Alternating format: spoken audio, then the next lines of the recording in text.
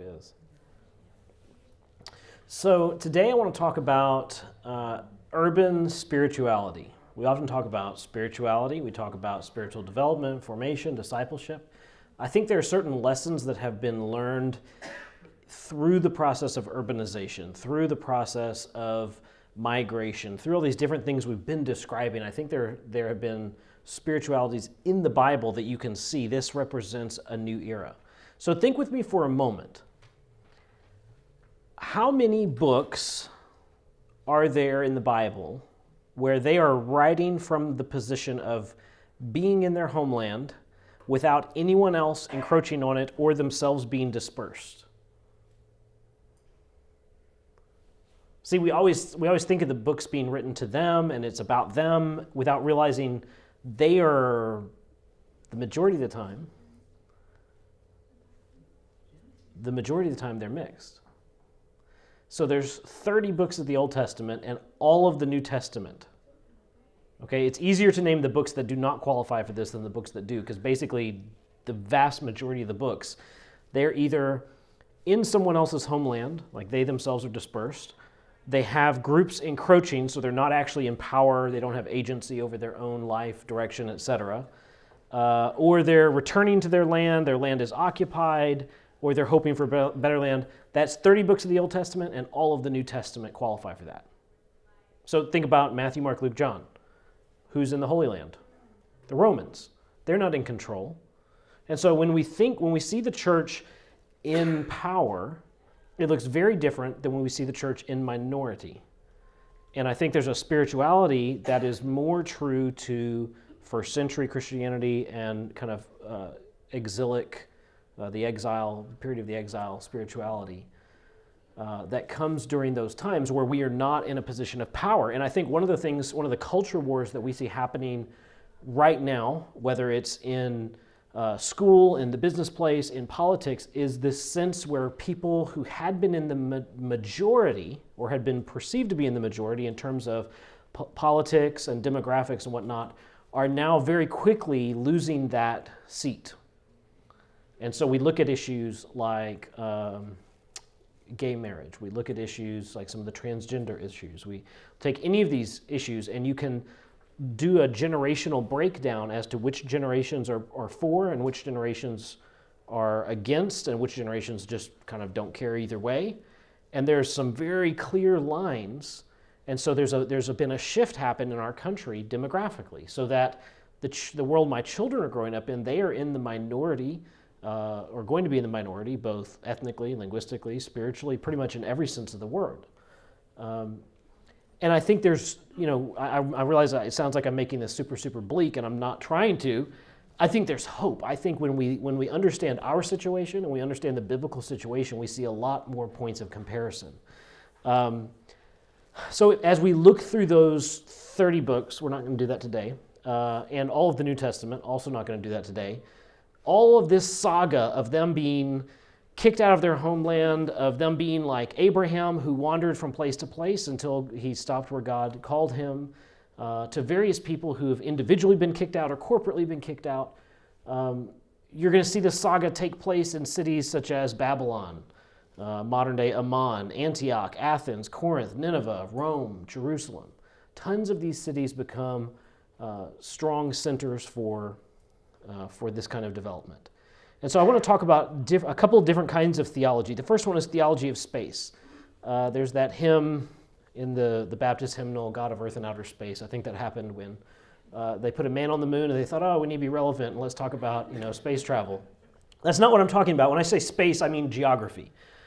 And so part of people's hesitation to get into the city is the idea that the city is this wicked place and good people need to stay out of it because we're going to get corrupted. And so this follows a pretty basic or pretty common spirituality, a kind of spirituality that is very prevalent in Christian circles. This idea that I need to keep myself not just in spirit separated from things, but physically separated from things. I need to avoid these things. I need to avoid those kinds of places, those kinds of people, so that I stay clean. And we tend to see things, or even if we look at more recent mission history, the West which would be Europe and North America, were viewed to be the Christian countries, the place where God's rule was happening. And then the rest of the world was viewed to be the heathen lands, where paganism was ruling, where Hinduism and Buddhism and Islam and all these other isms were ruling. And so there was this need for kind of spiritual conquest from the West to the rest. And the mentality was that somehow this was God's stuff over here and that was not. And so in contradiction to this is the idea that God made everything. God made all the earth. People talk about, oh, you're going to go to a foreign country. Well, it's not actually a foreign country. It's just foreign to me. I just haven't been there yet, but they've been there for millennia, and God made that part of the earth. It is not, we talk about God-forsaken parts of the earth. There's a lot of theological problems with that. I mean, there are places that are not honoring his rule and respecting him and worshiping him, but there is no place on earth that is literally God-forsaken. We have the doctrine of omnipresence, the idea that we always interpret this personally, that God is with me, kind of like I carry him around on a keychain or something. But omnipresence is he is at all points present in the universe. And so someone asked me one time, was I afraid to go to the Middle East?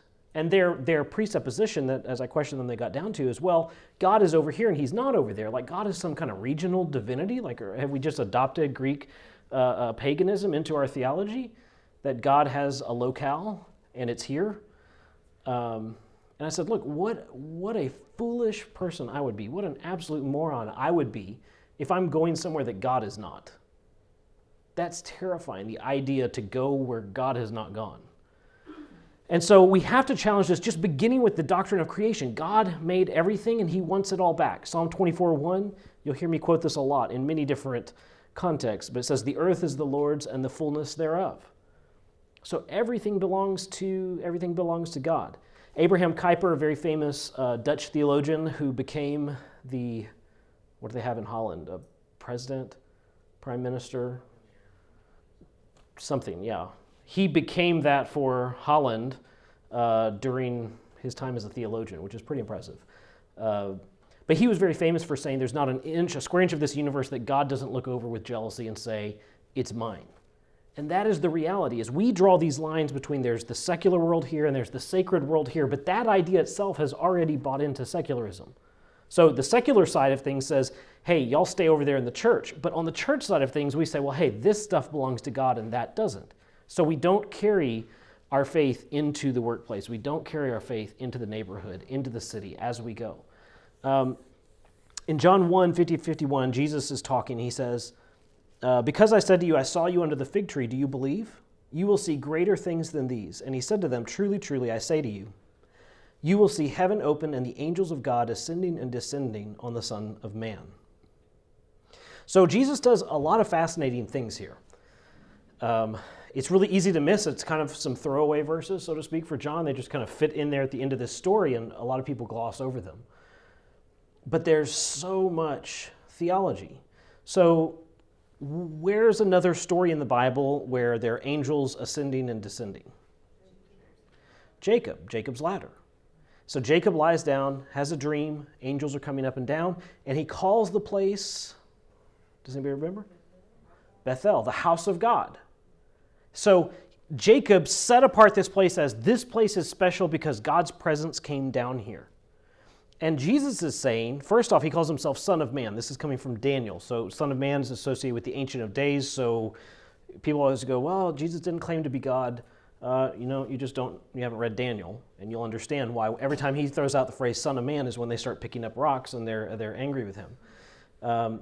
But he calls himself Son of Man, and he says, you will see the angels of God descending and ascending on the Son of Man. So he's claiming that sense of sacred space. This is a story they're all very familiar with. Abraham, Isaac, Jacob, these are their homeboys. These are the people that they are really tight with, and they know all the ins and outs. And so many of Jesus' stories, he's actually retelling and adapting parts of their story and putting it into the parables because these have a familiar ring to them. The prodigal son is one such story. We don't have time to go there today. But he is taking that concept of sacred space and putting it onto himself. Now, I'm not just trying to be all mystical and weird here, but the idea is that if Jesus is sacred and Jesus is here on earth, and Jesus is walking around. Everywhere that Jesus goes becomes a sacred place.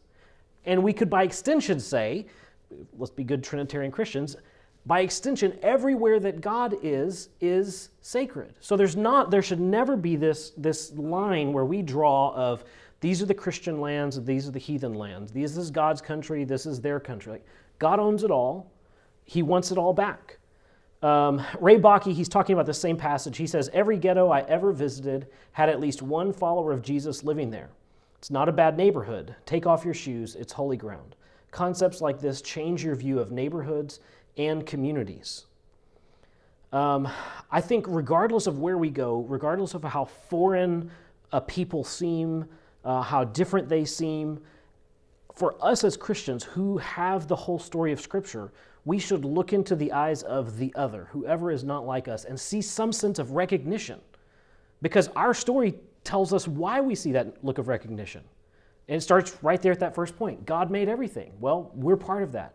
God made humankind in His own image.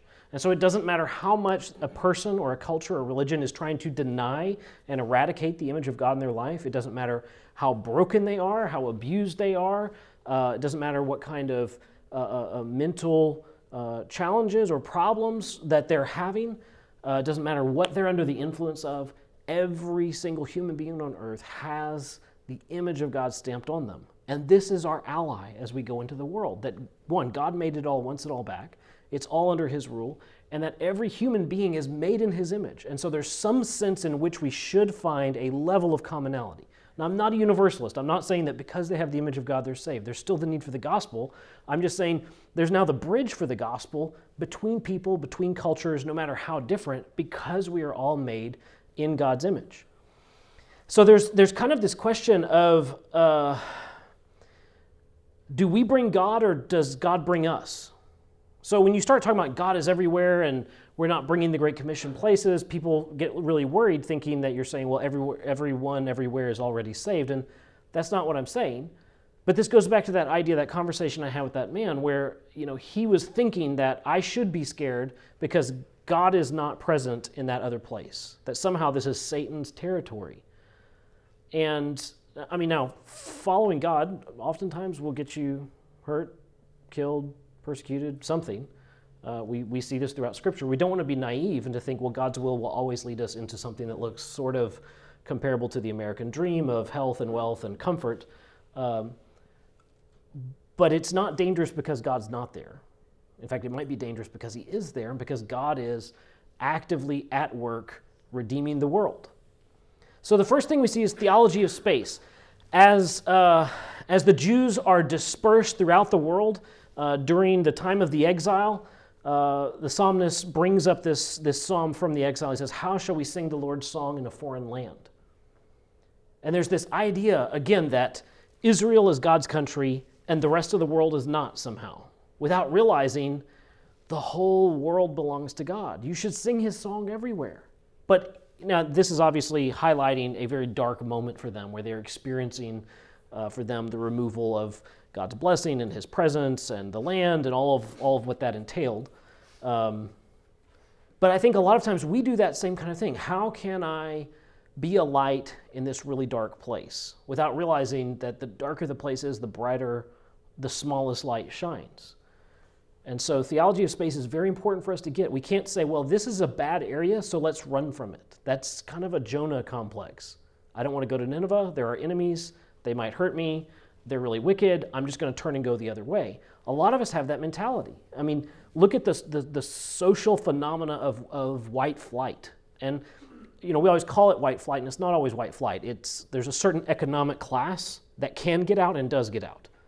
Now, oftentimes, white people are in that category, okay? I don't want to, not claim any allegiance there, but it's people from all backgrounds, when the neighborhood turns, are trying to get out. What if we reverse that and said, you know what? This is part of God's creation. This part needs to be redeemed and sustained, and His word proclaimed, and people made to be aware of His presence and knowledge of Him. And God's calling me to this dangerous area. That's how we need to start thinking about where we go. The next one is theology of matter. Again, this might seem kind of philosophical to you, but so many Christian taboos have a problem, and it is the problem of matter. And this is not just a modern-day church problem. This started, the roots of this started even before the time of Christ, but when Jesus came, and as people were theologizing about who is Jesus and what is his nature, they wound up with this struggle where many people in the Greco-Roman world, okay, Plato is one of the people that started this, the Gnostics, this is a kind of a Greek group, they continued this idea that matter, the stuff that is literally making up the world, is evil, itself is evil. And so Jesus cannot be fully God and fully human. If he's fully human, he is taking on evil to himself. So he must therefore be one or the other, but not 100% God and 100% man. And so this had to get sorted out by several church councils and debates and writings and whatnot. But this gets applied into modern society through.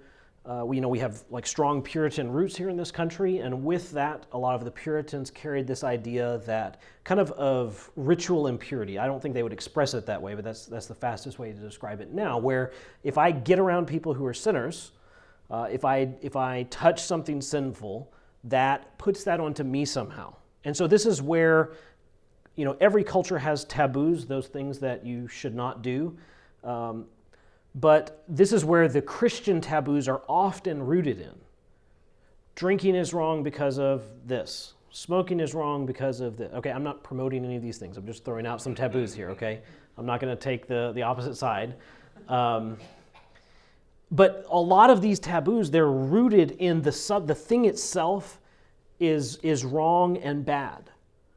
And I think when we understand God made everything and God made it, what is the quality that he made it in? It says it over and over in Genesis 1. And it was good. Now, we live in a fallen world. Let's not be naive. We do live in a fallen world. But this does not mean that matter itself is inherently morally evil. Matter can be transformed into products that we use to do our evil deeds, but evil seems to be something that we are the ones producing, not that just nature is producing it naturally on its own. So the earth has been cursed. Okay, there's weeds for the ground. There's toil in earning a living. There's pain in childbirth. There's broken relationships between, Adam and Eve and humans and God. But this does not mean that those Greek assumptions that everything is morally, intrinsically evil, that does not make that correct. And so Paul has to deal with this again. This becomes a very pointed issue for the early church. Here I have this passage from 1 Corinthians 8:4-6. It says, "Therefore, as to the eating of food offered to idols." Okay, so here's a problem. You live in the Greek world. A lot of the meat is being sacrificed to idols. And so people will go to the temple to purchase this meat. So as a Christian, can you or can you not partake? Again, many times as we talk about this passage in the West, it seems like this purely theoretical idea.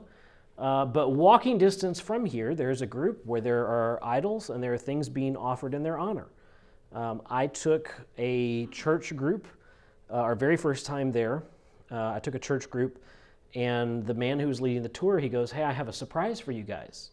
My first thought was, please no surprises. How about no surprises? Can we get that tour? He goes, "We have some water that's been blessed by this God." Now, this God is like an idol sitting right in front of us. And I see the pastor, this was for a different church, I see the pastor's eyes just open up like saucers. And I go around the back of the group, and he goes around, he goes, "What's the polite way to say no to this?" I said, "Polite way, I don't know. But let's do some theology for a minute. Can we drink this water or not?" Right? This discussion that Paul is having in Corinth that seems to us so otherworldly is actually very practical right here in our community. You might, in fact, be offered something that has been also offered to an idol. And so this is the verse I went to. So Paul affirms, here's the reality. An idol has no real existence. An idol is just a thing that's made that people claim a backstory to. They worship it. They venerate it as if it has some kind of real existence, but it doesn't. It's just a stump of wood or a piece of rock. That's all it really is. Now, there are secondary issues that flow out of this, right? So what if someone has come out of paganism and sees you as a Christian brother eating meat sacrificed to idols? Will they be tempted to get back into idol worship and temple worship? Okay, that's another issue.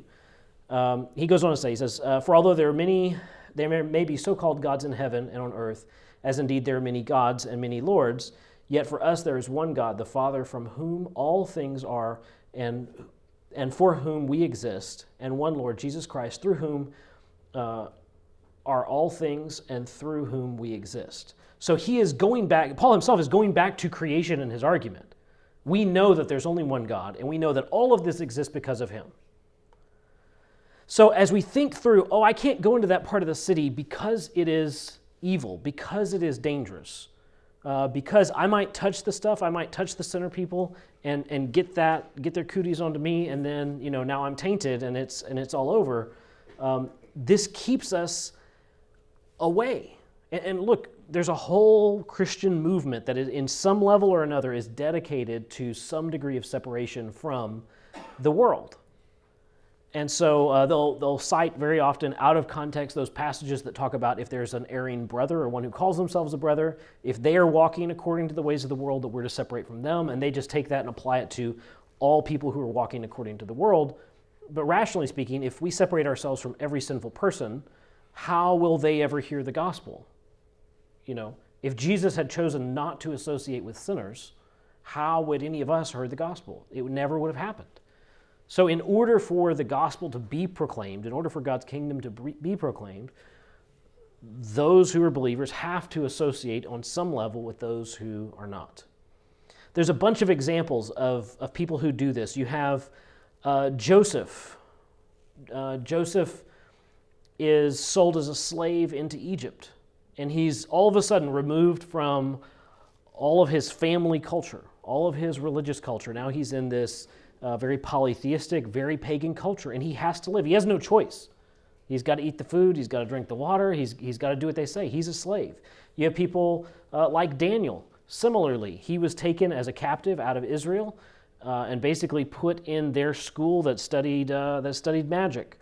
Esther, she's another one of the people who were in exile, and she's forced to participate in this beauty pageant wherein she doesn't really have a whole lot of say, and the last person who had her job who did exercise say is now out on the street. She has to take part in this. There's no plan B for her. Nehemiah, same thing. He's a cupbearer for the king.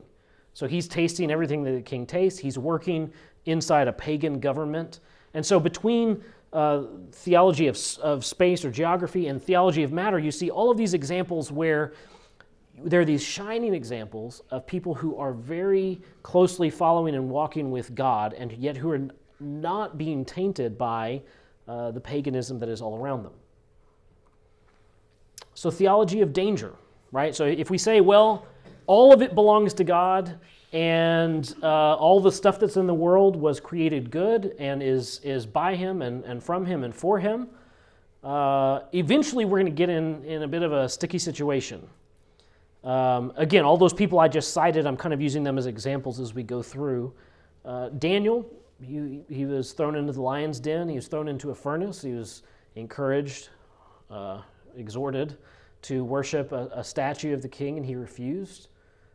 He was put through, his name was changed to a pagan name. He was put through their education system where he had to study their false religion. But all of his stances, so like there's some things he compromised on, there are other things he did not compromise on. And this eventually wound him up. It put him in a very bad place, fiery furnace and the lion's den. Esther was almost annihilated on multiple occasions. She could have been killed at any point for coming into the king's presence, but had she not stepped forward, basically Haman's wicked plot to end the Jews would have eventually ended her. And so she's part of this kind of race with her own death on either side. And she managed to live to tell about it. Joseph, sold into slavery. He could have ended up as the baker. If you remember, the baker in the dream has head removed. Joseph could have been in the same situation. Instead, God protected him. Paul, he talks about his pedigree of danger, if you will. This is coming from 2 Corinthians 11, 24 to 26. He says, 5 times I received at the hands of the Jews the 40 lashes less one. 3 times I was beaten with rods. Once I was stoned. 3 times I was shipwrecked. A night and a day I was adrift at sea, on frequent journeys in danger from rivers, danger from robbers, dangers from my own people, dangers from Gentiles, danger in the city, danger in the wilderness, danger at sea, danger from false brothers. All right, a lot of danger there. I mean, danger from my people, danger from not my people, danger from the city. People say, oh, it's dangerous when you go to the city. Yeah, well, guess what? It's also dangerous if you go to the wilderness. And so if we simply ignore a biblical theology of danger, that God is calling us to see our lives as temporary, we're not eternal beings. Our life is not infinite. But when we try to treat it that way, we go, oh, I don't want to go to that country because it's dangerous there. I mean, how many people every year die in traffic here in the States?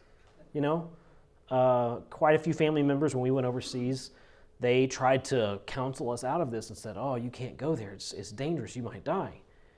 And I looked at them and I said, well, I might die, but I also might die right here. I mean, chances are of me dying in traffic in Houston are probably much greater than dying in some kind of far-fetched idea from, another country.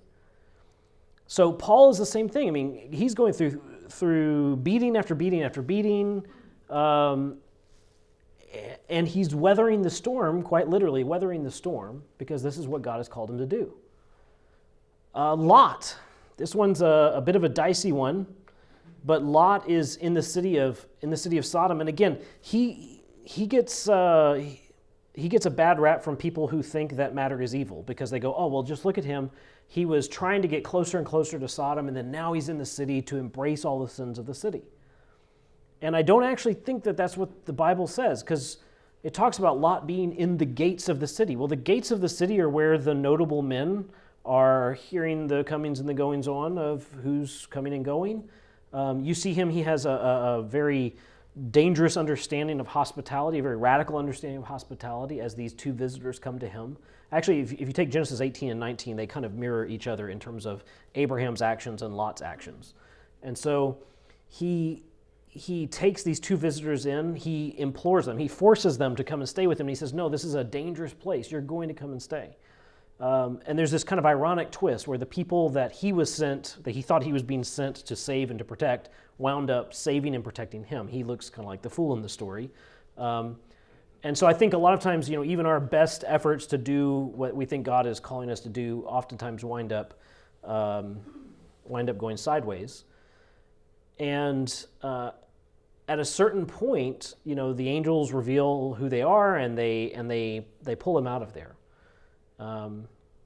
But while the men of the city are pressing towards the house, while they're going to make their attack on the 2 visitors, Lot is in there literally standing in the gap between them. Now, he offers his daughters instead. That's probably, not advisable.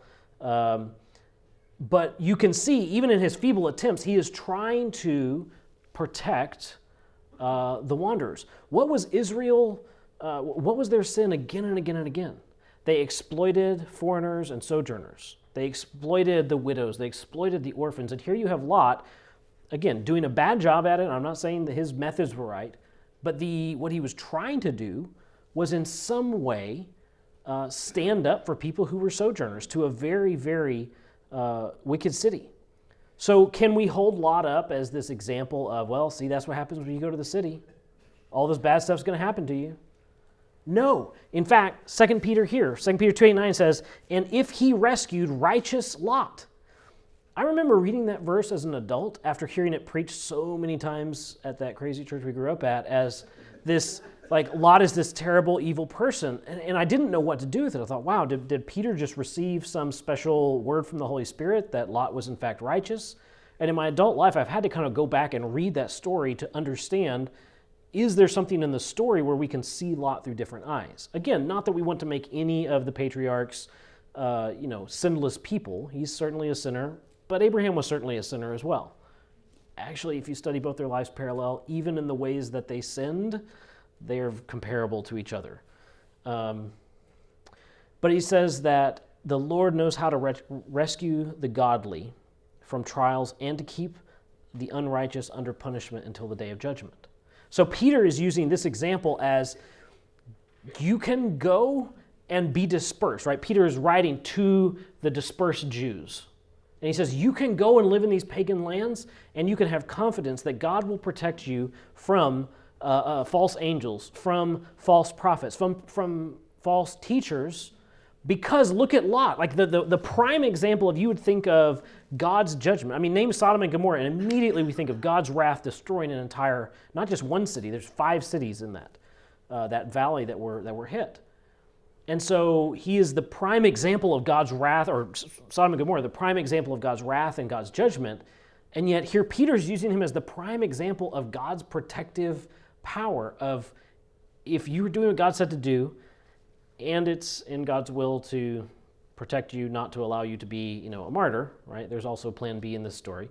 But if those 2 ifs are there, God is able, he is able to protect you and to keep you. I recently got to speak to a group of students at a conference, and they heard about where my kids were at school and where we lived and the number of people from different religions we're connected to, and they asked, aren't you worried that your children will adopt something else? I said, well, of course. But what would fix that? Would going to a suburban school fix that? I mean, won't they just adopt kind of the American dream? You're okay, I'm okay, let's just kind of all live in our okayness. Should I go to a country town? Should I, where do I go to escape sin nature? They each have a sin nature, I have a sin nature. Every minute of every day, there's an opportunity for us to fully embrace that side of us. And because I have I would say proper, they would probably say improper, but because I have a proper understanding of geography and matter, I would say it's not about where I am. Put me in a blank room, I'll find a way to sin.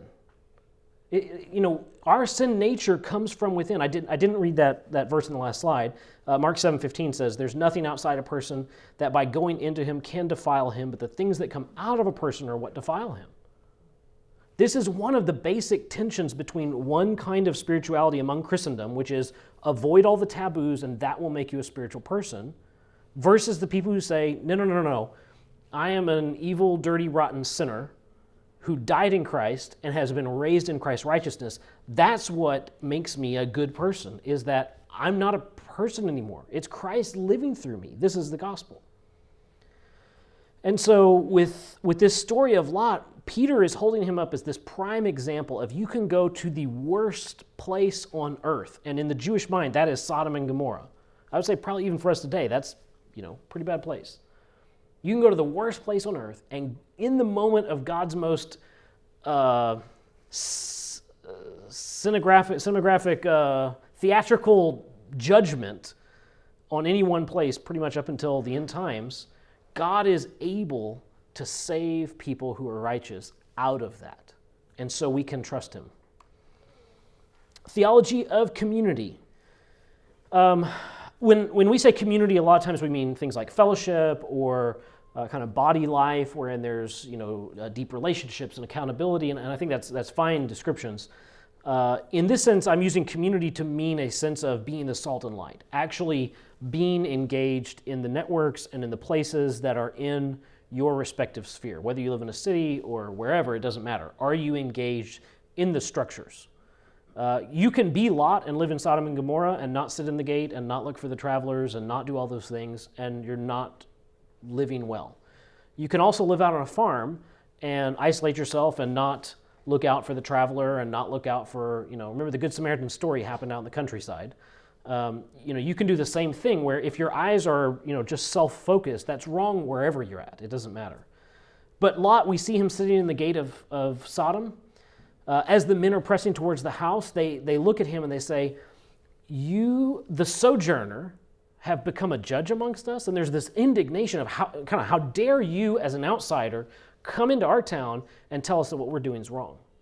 And yet we see Lot doing that. People often ask me, and I hope you don't think less of me because of this, but they say, who's one of those characters that you lean on as you go into the city or as you've gone to other countries? And Lot is actually one of them. And here's exactly why, because Lot is incapable of bringing about the right and just action that even he's aware that he should do. He's incapable, but God is capable. If I thought it was built on my capabilities to overcome and to protect and to keep everything safe and keep everything righteous, I mean, that ship sailed a long time ago. And so it's only because God is able to do that in my ineptitude that I do have this freedom to go and to engage. But we see Lot in the community to the point where they looked at him as, you've become a judge amongst us. It's very easy. We talked about the bystander effect. And it's easy for it to happen in the city. It's easy to happen overseas. In a number of occasions in the Middle East, I got involved in some altercations. And I got involved, like the altercation was going on and I could have walked on. And part of it that I debated was, man, what is my role here? I'm a foreigner. This is not my problem. I barely speak their language. They're just going to look at me as some stuck-up, white American that's getting, meddling again in their Middle East on a kind of micro level, right? So I should just mind my own business and walk on. And one of these stories, there was a young man, I think it was his sister, but he's choking her in the street and beating her.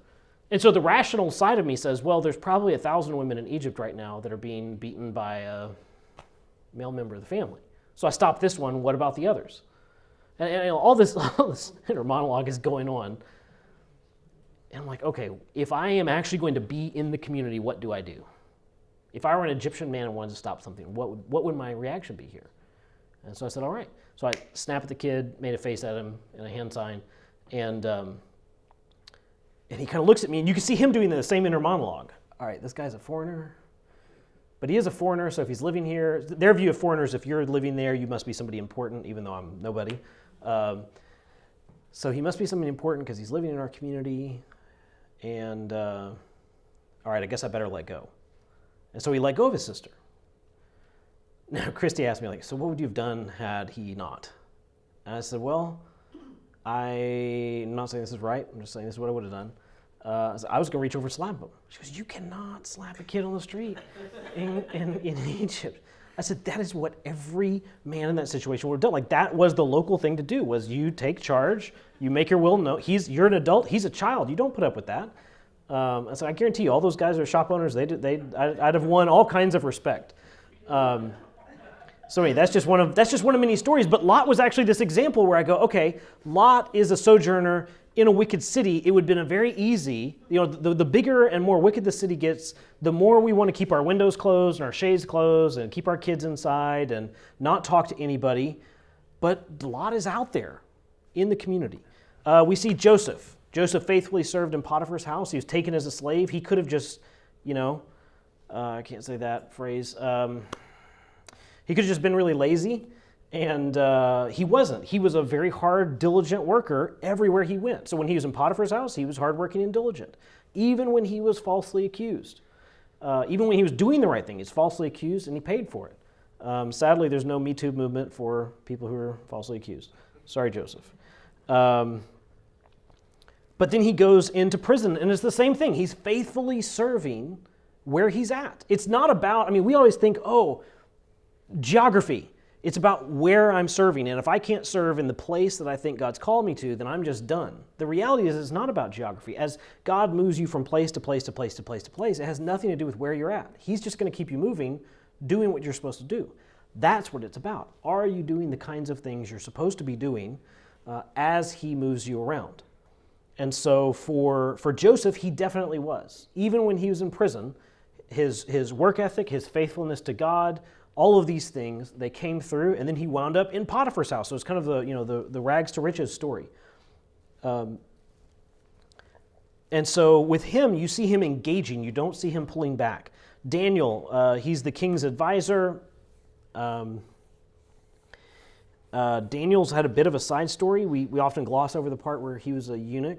This is probably not a birth state for him. This was probably something that was done to him by the people who captured him. So there's been a deep sense of loss that Daniel has felt, and yet he is still faithfully serving the king and the system that has done this to him in a very wicked place. And so we see him engaged in the community, engaged in the system. Nehemiah, king's cupbearer, and then he becomes an urban developer. He goes and helps rebuild the city. Esther, beauty queen, wife, practices dangerous hospitality, strategist, all of these things. She's engaging where she's at. This was the lesson that they mournfully said, can we sing the Lord's song in a foreign land? This was the lesson that these characters were learning is, yes, we can sing this song, and we're going to sing this song, and if they kill us, they kill us. If I die, I die. But I have to obey God. The final theology that I would say has been formed in these contexts is a theology of holistic kingdom living. I think a lot of those words get used and abused a lot. And I think it's important not to just let those become kind of catch-all terms for everything that we can't really justify. But I think because we've separated out, here's the things that God does, and here are the non-God things. Here's where God is, here's where He's not. Here's what's His and what He protects, and here's where it isn't. That we really need to use these terms more. So one of the earliest apologetic arguments is actually, this is just a little snippet, but it's the letter to Diognetus, written by a guy. He only identifies himself as mathetes, which is disciple. So he just says, I'm a disciple, and he's writing this letter to Diognetus. We don't know who Diognetus was. And he's writing a defense of who Christians are. And here's his argument. He says, for Christians are distinguished from other men, neither by country nor language, nor the customs which they observe. For they neither inhabit cities of their own, nor employ a peculiar form of speech, nor lead a life which is marked out by any singularity. The course of conduct which they follow has not been devised by any speculation or deliberation of inquisitive men, nor do they, like some, proclaim themselves to be the advocates of any merely human doctrine. But inhabiting Greek as well as barbarian cities, according as the lot of each of them has been determined, and following the customs of the natives in respect to clothing, food, and the rest of their ordinary conduct, they display to us their wonderful and confessedly striking method of life. So who are the Christians in this? They're not wearing Jesus t-shirts. They're wearing local clothes. They're not speaking in Christianese. They're using the local language and the dialect. He's describing a quality of life, and he's basically saying, look, we are plugged in to this world. We're not some weird sect that's just trying to leave the earth. Granted, that came later, and there were lots of very weird examples. There's this Baptist group that took over an entire city because they thought that Jesus was coming back in 1788, whatever. There was that book, 88 Reasons Why God's Coming Back in 88, and then he didn't, and there was like 89 Reasons Why He's Coming Back in 89, but that was like the 1900s, sorry. They'll play off of that. But basically, they thought, hey, God is coming back to this city right now, very soon, and so we have to just sit here and wait. And then things very quickly turned into cannibalism and all kinds of other things because they were starving, and finally the army had to come in and take them out. This was in Europe. So there are definitely examples of very weird, peculiar Christians that are doing their own thing, that have their own language, that have their own customs and culture and everything else. But in this very, very, very early phase, now granted, Christians are not in the majority, they're in the minority. And as I said, we see a change happen when people think they're in the majority, have a voting power, etc. But at this time, he's arguing, look, we look and sound just like you guys. Now later he goes on to show some of the distinctions. And that related to they don't kill their children and other things that were practices at this time. So he does say, well, we're exactly like you guys except for, and he names a couple of things. But his whole argument was, we are here and we are part of the whole life here. And again, this goes all the way back to creation. If God made everything, if God wants everything back, then all of life is a subject for us to engage in, to build on, to redeem. And these are all things that we should be using. I work at a church. It is important for us to work for the church side of the kingdom. So I don't want to negate that, but everyone tends to think God is drawing me deeper.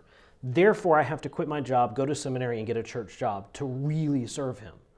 And the reality is, look through all of the characters of the Bible. How many people would bear any kind of pastoral type roles. We could include prophets in that and some other kind of roles that aren't technically pastors, but that kind of role where there's a text and a presentation and that kind of thing. It's the minority of them. The majority of people that God used as part of his plan, as part of the lineage of Christ, are very just regular people. Well, not really regular, but they have regular jobs. They have jobs that we would consider secular.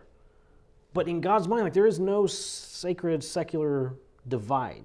This is something that comes in much later. And so I think it's important for us to go, okay, rather than how do I radically transform my life, move where I'm living, quit my job, raise money, and do all of these other things, rather than that whole model of serving God, we need to go, okay, God has in fact put me right here where I'm at. How do I become the kind of person that God could use anywhere? So, Joseph is amongst his brothers, and then God moves him into Potiphar's house, and then God moves him into prison, and then God moves him into Pharaoh's house. But it's because he was the kind of person that God could move anywhere, and he just kept on going. Paul and the early apostles, same thing. They wind up in prison. They don't go, oh, well, ministry's over. No, they're preaching in the prison, and they're singing hymns, and amazing things are happening because their call to preach and to do that was not based on geography. I knew so many people that got kicked out of the country that they were serving in, and it completely altered their identity of who they were, because in their mind, they were a worker in that country, in that city, and now they're not. And I thought, you've just been moved to the neighboring country. It's the same, it's like Italian food, just same ingredients, different little mix to it. It's the same thing, right? The people need Jesus everywhere. So why does the geography matter? Maybe you've added something into God's call where that made that more important than it should have been. Does anybody have any questions or comments? I've only described about 1,000 years of Israel's history. Yes? I have a question because I've heard this before. I'm not sure about the fig tree. Is that something that has been in other places in the Bible? And what does it mean that he saw him under the fig tree? Oh, that passage. Yeah. Back to when he saw Nathaniel meeting before he called him. Yeah. And Nathaniel's like, oh, you recognize that was the fig tree, it's amazing. And he thinks it's really amazing that Jesus knew this about him even though he'd never met him. Right. Yeah, so there are certain, Jesus is fully human and he is also fully divine. And oftentimes we can only focus on one of those things, or we see one through the other, whichever way we're looking at him. And I think it's important to understand both those full natures and that the full natures are joined. And so there are many things that Jesus could do that you and I cannot do, right? To know something before it happens. That's not part of our knowledge set. To know something that is yet unknown but is happening in the present, like I saw you when you were under the fig tree. To know what is in someone's heart or in their mind. Again, these are not things that we as humans can do. And so we go, well, all right, so how's God doing this? Well, Jesus is doing this because he's not merely fully human, he is also fully divine. And so I think those instances speak to his divine nature, where he does have the capacity to transport himself in ways that we cannot, or to know things that we can't. There was a statement there, a question that you said, do we bring God or does God bring us? How do we relate that to mission work? So actually a lot of the national church in Africa has asked this to Western missionaries, of kind of as a challenge of, did you really bring God here, or was God here and he brought you here? And I think we apply that to mission work in the sense that I believe God is already in the places that we're going. I think we could take the worst neighborhood in Houston, we could take the corner where drugs are being sold and there's prostitutes and everything else is happening, and I think God is there. And because he's there, I think we should also go there. So we are bringing in gospel proclamation to this situation. But some people say, oh, I don't want to go to that area because it's a bad area. Where I think the biblical way is thinking, because that's a bad area, I should go there. And so I think we have to rewire how we see this issue. So if God is already there, we need to go with the confidence that I'm following God. I'm not going somewhere where he is not already there. All right, we're going to take up. I was just going to make a comment about the theology of danger. You gave a lot of examples of being safe or protected from danger or harm, but there's also, you mentioned Paul, Jesus mentioned a servant's not above his master. Right. And so if they treated me like this, how much more are they going to treat you like this? I think of, Christ did not come to a safe place. I mean, God was protected and Christ was safe in heaven, and yet he came in humility to suffer and to die, knowing full well that all that would occur. I thought of 1 Peter where it says, "Dear friends, don't be surprised when the fiery ordeal comes among you to test you as if something unusual were happening to you. Instead, rejoice as you share in the sufferings of the Messiah, so that you may also rejoice with great joy at the revelation of his glory." So it's participating in his sufferings. That should be the expectation of us. Yeah, so he's saying suffering is the Christian norm, and for us, we make it the Christian exception. And I think that's a good point. All of the examples I gave were places where rescue happened. And if we look at Hebrews 11, the full chapter, sure, there are times where they were rescued and saved, and then there's the other times where, they're cut in half and lit on fire and fed to sharks. That's a textual note.